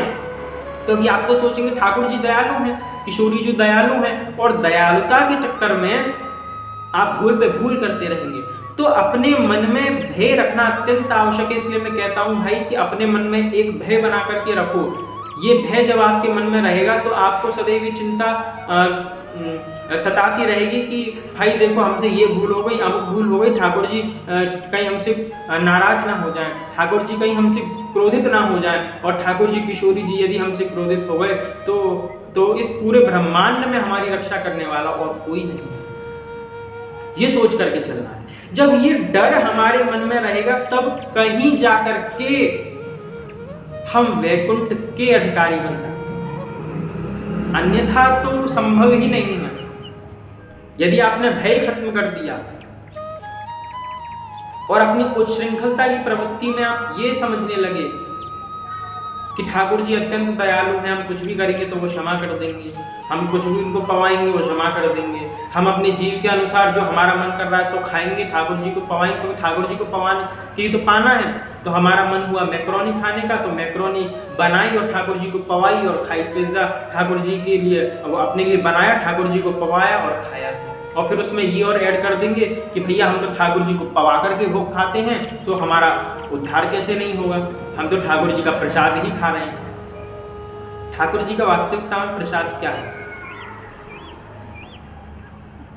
ठाकुर जी का वास्तविकता में प्रसाद आपके मन के अनुकूल नहीं है, उनके मन के अनुकूल है। जो उनको प्रिय है वो पाइए, जो आपको नवीन वस्तुएं प्रिय हैं उनको मत बताइए कि देखो मैक्रोनी ये और पास्ता ये और मैगी ये और ये सब नहीं चलेगा भैया। ऐसे ठाकुर जी की प्राप्ति नहीं होगी। ठाकुर जी की प्राप्ति इतनी सहज नहीं है जितनी सहज आप समझते हैं। अत्यंत कठिन है, अत्यंत बाधाएं आती हैं। जब एक साधारण व्यक्ति कोई आईएएस बनने की परीक्षा देता तब उसको इतने इंटरव्यू से होकर के गुजरना पड़ता, तब कहीं जाके वो आईएएस बनेगा, डॉक्टर बनेगा। उसमें भी क्रॉस चेकिंग होती है ना, क्रॉस चेकिंग। तो यहाँ पर भी यही है, परीक्षा जब ठाकुर जी लेते हैं ना क्रॉस चेकिंग होती है, और इतनी क्रॉस चेकिंग होती है, इतनी क्रॉस चेकिंग होती है। और आप एक बात बताइए, आप स्वयं ही सोचिए कि क्या वैकुंठ जाना यदि सहज होता और सरल होता तो इससे पहले भी तो कलयुग था। इससे पहले कलयुग नहीं था क्या? पहला कलयुग ना, इससे पहले भी कलयुग था। तो उस कलयुग के जो जीव थे क्या वो सभी वैकुंठ गए थे? और कलयुग में तो ये कहा गया है कि कलयुग केवल नाम आधारा ठीक बात है, किंतु नाम आधारा की बात वहां तक सीमित है जहां पर व्यक्ति जो है वो अपना धर्म कर्म कहीं भूल गया। यदि व्यक्ति ब्राह्मण है, क्षत्रिय वैश्य द्विजाति है और अपना धर्म कर्म जानती है, जानते हुए भी नहीं करती, इस बात के ऊपर कि कलयुग केवल नाम आधारा, तो वहां पे नाम मात्र से भी उसका पतन हो जाता है। क्योंकि शास्त्रों में एक बात बताई गई है ब्रह्म विवर्त पुराण में कि कलयुग में हरि के नाम को बेचने वाले भी लोग होंगे। वहां पे हरि के नाम को बेचने वाला क्यों बताया? कलयुग में ऐसे लोग होंगे जो भगवान के नाम को, भगवत नाम को बेचेंगे। बेचने का अर्थ क्या हुआ? बेचने का अर्थ लोभ से हुआ।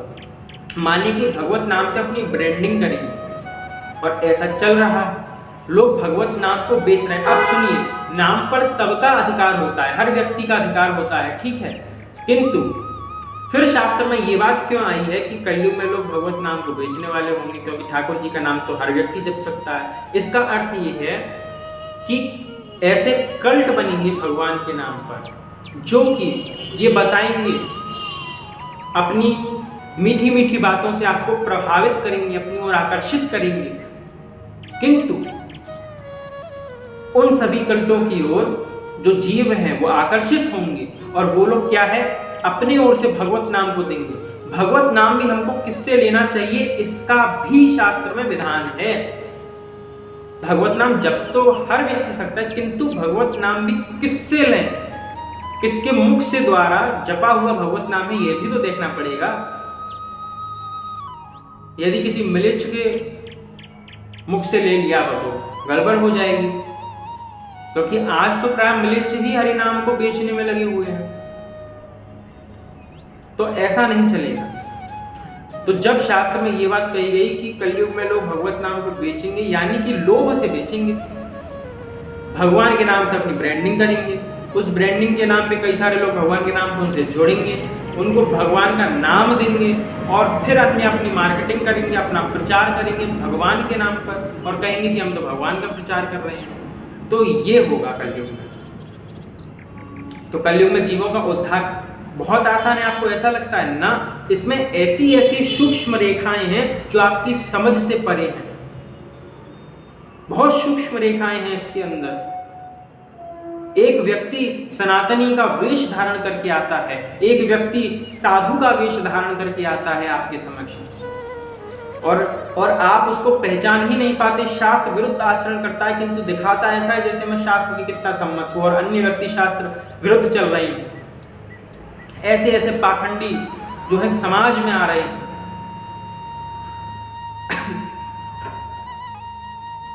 जिनको अधिकार नहीं है कर्मकांड करने का, किंतु वो वैदिक अधिकारों में अपने आप को अधिकृत कर रहे हैं, दंड धारण कर रहे हैं। इस्कॉन के माध्यम से ऐसे कितने साधुजन हैं जो आ गए हैं, वो उन अंग्रेज लोगों के, हिंदू लोग पैर छूते हैं, मिलेच्छ लोगों के। अब कह सकते हैं भाई विष्णु भक्ति समायुक्त तो गेय सर्वोत्तम अच्छा, विष्णु भक्ति से समायुक्त तो मिलेच्छ भी सर्वोत्कृष्ट है। हाँ, सर्वोत्कृष्ट है, प्रणम्य है, किंतु आचार्य होने योग्य नहीं है, दंडी स्वामी होने योग्य नहीं है, व्यासपीठ पर बैठने योग्य नहीं है। और उसका पूरा जीवन मिलेच्छ का, यदि ब्राह्मण द्विजाति से इतर कोई है, ब्राह्मण क्षत्रिय वैश्य से इतर कोई है, क्षत्रिय और वैश्य को भी व्यासपीठ पर बैठने का अधिकार तो उनका भी नहीं होता। तो द्विजाति से यदि इतर कोई व्यक्ति है तो उसको अपना पूरा जीवन केवल भगवत नाम संकीर्तन में ही देना है। वो स्वयं संकीर्तन करे, स्वयं का उद्धार करे, केवल इतना मात्र उसका अधिकार है। ये अधिकार नहीं है कि वो अन्य को उद्धार करे, स्वयं का उद्धार कर ले, बहुत बड़ी बात है। जो स्वयं का उद्धार नहीं कर पा रहा, दूसरों का उद्धार क्या करेगा? ये बहुत गंभीरता से मैं इस बात को कह रहा हूं, यहां समझने का प्रयास करिएगा।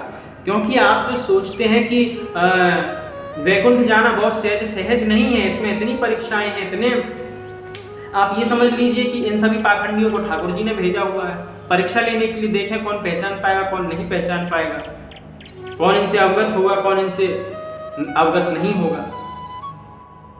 और उसमें कहीं ना कहीं हम भूल कर रहे हैं, और इस भूल के कारण हमारा पतन हो रहा है।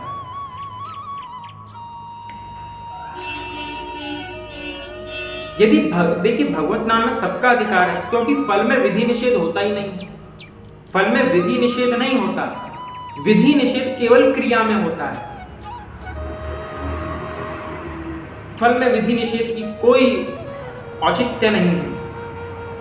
यदि कोई व्यक्ति भगवत नाम का संकीर्तन कर रहा है और कोई व्यक्ति वैदिक कर्मकांड में अधिकार है, वो अपने अधिकार के अनुसार वैदिक कर्मकांड कर रहा है, तो जो व्यक्ति वैदिक कर्मकांड कर रहा है उसको यदि वैकुंठ की प्राप्ति होगी अपने स्वधर्म के अनुसार, तो जो हरिनाम कीर्तन करने वाला व्यक्ति है उसको भी वैकुंठ की प्राप्ति होगी।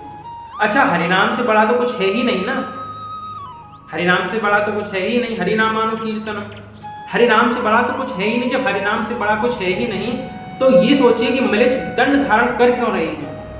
आपने कभी दिमाग लगाया कि ये लोग सदैव कहते हैं कि कलयुग में केवल हरिनाम ही सर्वोच्च है, कलयुग में केवल हरिनाम ही जपना चाहिए। तो कलयुग में हरिनाम सर्वोच्च है, हरिनाम जपना चाहिए, तो आप ये बताइए कि आपने दंड धारण क्यों करा हुआ? यदि आप केवल हरिनाम का संकीर्तन करते तो हम भी आपका सहयोग करते। यदि आप केवल हरिनाम संकीर्तन का प्रचार करते या फिर केवल अपना उद्धार करते, प्रचार की तो बात छोड़िए, प्रचार कार्य किसका है? ब्राह्मण का कार्य है ना, वो करेगा, वो देखेगा।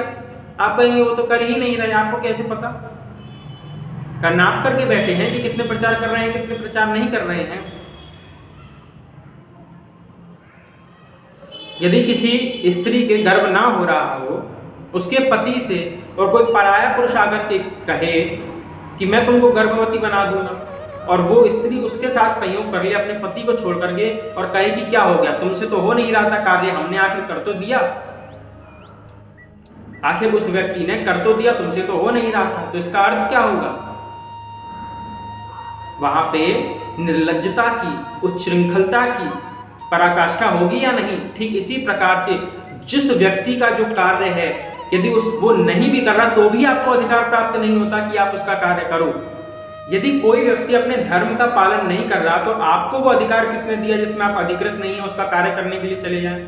किसी ने इन्विटेशन कार्ड भेजा था क्या कि वो नहीं कर रहे आप जाकर के करिए? क्या ब्रह्मा जी ने बोला था आपसे कि भैया ब्राह्मण तो अपना कलयुग में कार्य भूल रहे हैं, जाकर के मिलेच्छ जो है भगवत नाम का प्रचार करें, वेदोक्त कर्मकांड करें? यज्ञ यदि ब्राह्मण के अतिरिक्त कोई व्यक्ति करता है तो देवताओं को यज्ञ जाता नहीं, देवता परेशान और होते हैं, स्वर्ग में कौन व्यक्ति यज्ञ करने बैठ गए। शंभुक का तो वध ही कर दिए थे भगवान श्री राम इस बात पे, तपस्या करने बैठ गया था शूद्र होकर के। तो बहुत सावधानी पर देखने योग्य है। खैर, इन सब बातों का यदि कोई चिंतन कर ले तो बहुत ठीक है, और यदि कोई व्यक्ति चिंतन नहीं करता है तो सर्वनाश किसका होगा? हमारा तो कुछ जाना नहीं है, उसी व्यक्ति का सर्वनाश होगा जो इन सब बातों से निरपेक्ष है। आगे श्रीमद् भागवत में कहा गया, राज्यो मोक्षम तथा विक्षये पुराधातापि विस्मिता सत्यलोके तुलां बद्ध्वा तोलयत् साधनान्यजाः।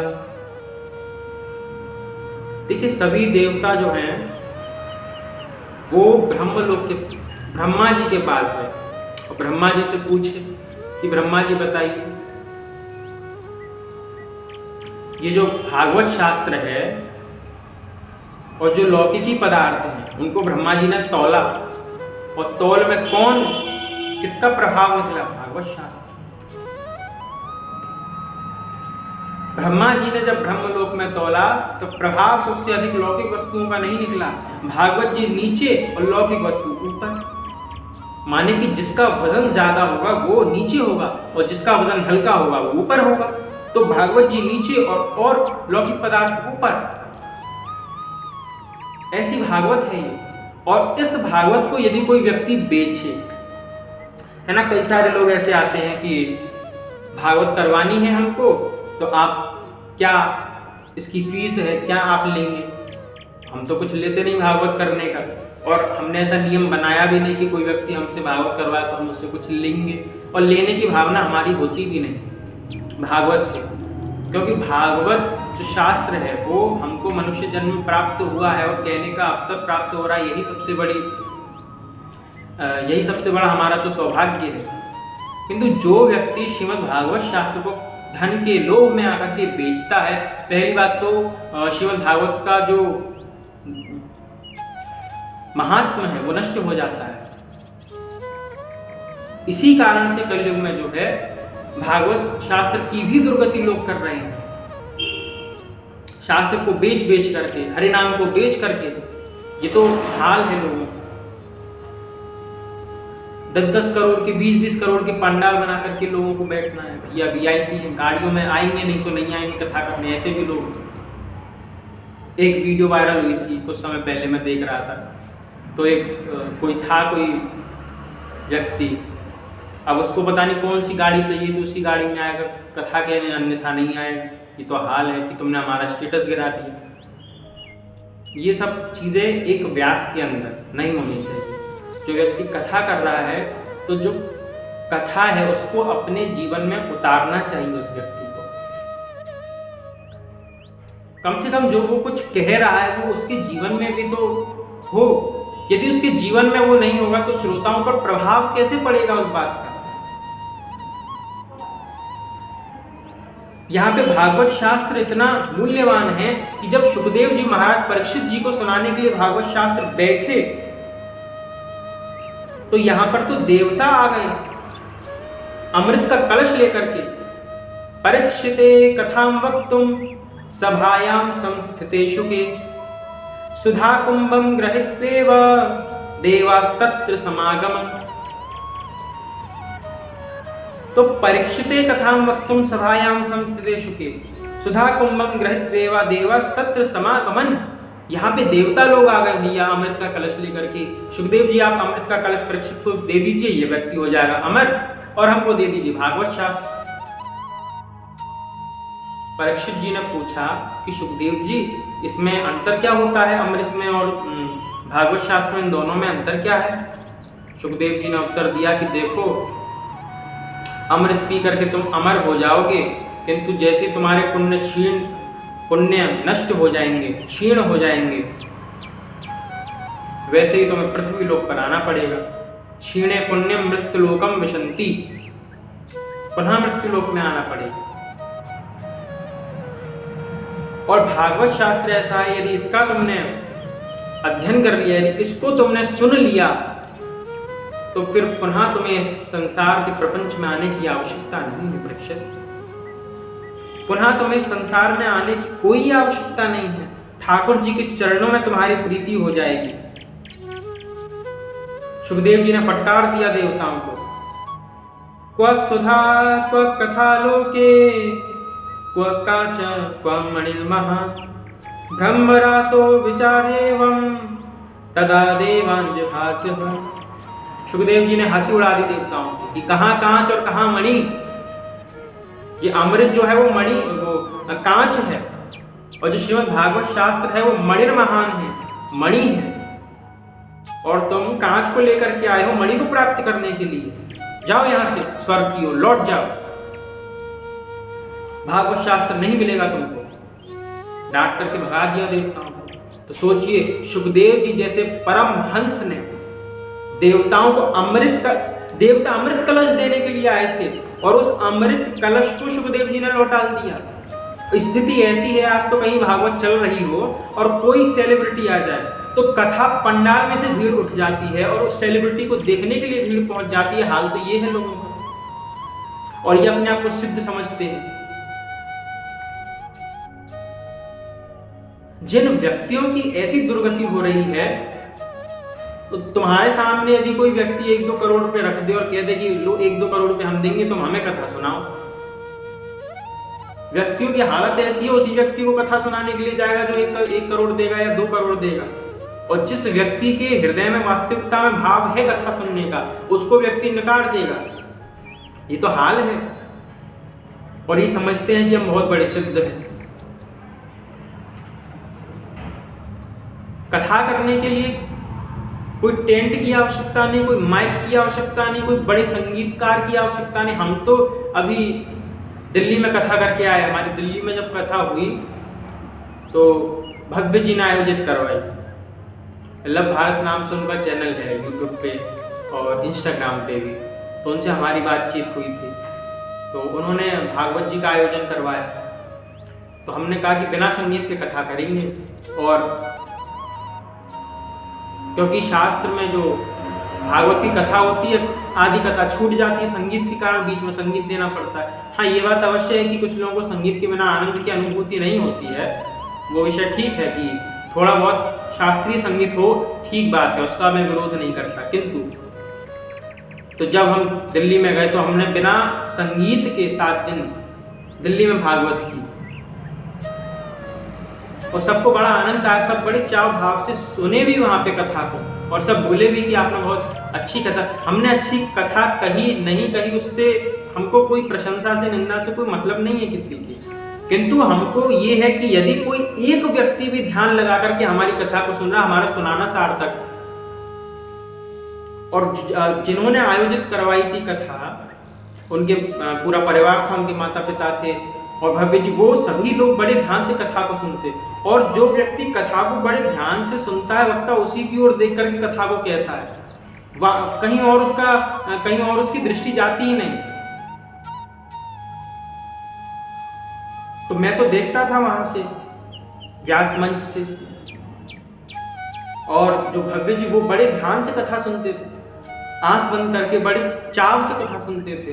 उनके माता पिता, उनके सब परिवार के जन जो थे वो सभी, और जो श्रोता भी थे जो बाहर से आते थे, वो सब बड़े चाव भाव से कथा सुनते थे बिना संगीत के 3 घंटे। और पहले तो ऐसा था कि जब पहले कथा होती थी तब तो 2 समय कथा होती थी, आज तो प्राय एक ही समय कथा होती है। अभी तो 2 समय कथा नहीं होती, अब तो एक ही समय कथा होती है। तो पहले तो 2 समय कथा होती थी। जब हम अपने गुरु जी की कथा में जाया करते थे, 2 समय कथा होती थी। धर्म सम्राट कृपात्री जी महाराज के शिष्य हैं दत्ताजी देव प्रभाकर शास्त्री जी, वो 2 समय कथा करते थे। उनकी कथा में हम जाया करते थे, प्रयागराज गए थे उनकी कथा में, और वृंदावन भी हुई थी उनकी कथा, तब भी हम गए थे। जब अभी तो इस समय तो वो शरीर से उपस्थित नहीं है, गोलोक धाम पधार चुके हैं। किंतु जब वो इस शरीर से इस धरती पर थे, उनकी कथा सर्वोत्कृष्ट, वो 3 घंटे कथा कहते। और आप देखिए सभी श्रोता, आपको यूट्यूब पे भी मिल जाएगा, आप डालेंगे देव प्रभाकर जी शास्त्री, सभी श्रोता उनकी कथा बड़ी चाव भाव से सुनते थे, और कोई संगीत नहीं होता था उनकी कथा में। तो ये जो सुनने का चाव है श्रीमद् भागवत की कथा का, ये होता है। ये नहीं कि बहुत बड़ा आयोजन होगा तभी वास्तविकता में मानी जाएगी कथा हो रही है। भाई कथा तो अभी भी चल रही है, कथा तो हम आपको अभी भी सुना रहे हैं, आप ध्यानपूर्वक सुनेंगे, सुनिएगा तो वही कथा है। कोई ऐसा नहीं है कि कोई व्यक्ति 10 करोड़ खर्च कर देगा तो वहां पे कुछ अलग चांद लग जाएगा कथा के अंदर। हाँ, आपकी लौकिक की दृष्टि में देखने में वहां पे कुछ अलग दृश्य आपको दिख सकता है, थोड़ा आकर्षित लग सकता है, किंतु हर वस्तु आकर्षित लगे, आकर्षित होने के लिए तो वो कार्य नहीं होता ना। श्रीमद् भागवत की जो कथा है वो भगवान श्री कृष्ण की वाङ्मय मूर्ति है, और जब हम भगवान श्री कृष्ण के चरित्रों का गुणानुवाद कर रहे हैं वहां पर तो केवल बाह्य प्रपंच की ओर तो दृष्टि जानी ही नहीं चाहिए।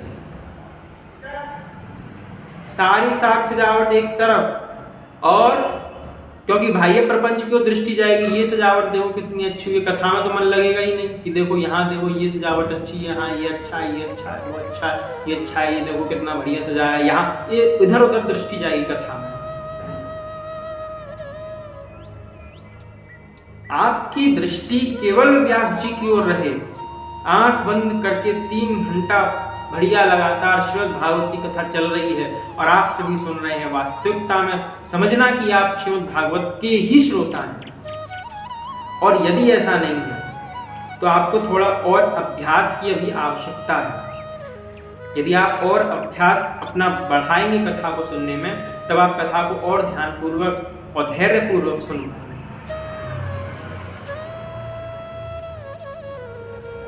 सजावट की ओर जो व्यक्ति ध्यान दे, फिर तो वहां पे कथा के अंदर भी बाह्य वस्तुएं आ गई है ना। तो जब बाह्य वस्तुओं की ओर जब व्यक्ति का मन आकर्षित होगा तो वहां पे वो कथा नहीं सुन पाएगा, कथा का रसपान नहीं कर पाएगा। कथा का रसपान केवल एकाकी होता है। एकांत भाव से हम कथा का रसपान करें और उसका जो हमने रसपान किया फिर उसका चिंतन करें, मनन करें, निधिध्यासन करें, और चिंतन मनन निधिध्यासन के द्वारा जो अनमोल रत्न हमको प्राप्त हो उसको सहज करके रखें। तब वास्तविकता में श्रीमद् भागवत शास्त्र को सुनने का जो फल है वो प्राप्त होता है। ये है श्रीमद् भागवत की कथा। इस प्रकार से की जाती है श्रीमद् भागवत की कथा, इस प्रकार से सुनी जाती है श्रीमद् भागवत की कथा कि हम बाह्य प्रपंच को भूल जाएं, पूर्ण रूप से हृदय के जो दूषित भाव है वो सब निकल जाए। कोई व्यक्ति, कोई वस्तु, कुछ भी हमारे मस्तिष्क में, चित्त में न आए। सारी वस्तुएं, सारी व्यक्ति हमारे चित्त से निकल जाए और केवल एकमात्र हमारे चिंतन में केवल कृष्ण नाम हो और चित्त में केवल श्रीमद् भागवत शास्त्र हो, तो वास्तविकता में समझना कि आप श्रीमद् भागवत के श्रोता हैं और वैष्णव जन हैं। क्योंकि भगवान का भक्त ऐसा ही, आप बाहर जाकर के कुछ भी करिए, कुछ भी करने का अर्थ मांस मदिरा इत्यादि पान मत करिए। कहने का अर्थ ये है कि जब आप कथा पंडाल में प्रवेश किए हैं तब वो जितने घंटे कथा हो रही है उतने घंटे स्वयं को शरीर और आत्मा से भगवान को समर्पित कर दीजिए, और पूर्ण रूपेण आपको कथा में 3 घंटे बैठने में जो कष्ट की अनुभूति हो रही है, वो जो अनुभव आप कर रहे हैं, वो समझिए कि ये हमारे ठाकुर जी। तब वास्तविकता में इस कथा भाव की, इस रस भाव की आपको प्राप्ति होगी।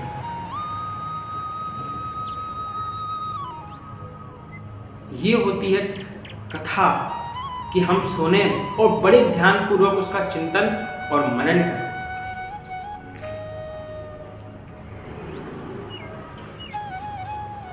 चिंतन मनन करने से ही कथा का फल हमको प्राप्त हो जाता है। कल तृतीय दिवस की कथा में हम प्रवेश करेंगे और तृतीय दिवस की कथा आप सभी को सुनाएंगे, और ध्यान पूर्वक आप सभी जैसे सुन रहे हैं वैसे सुनिए। नारायण।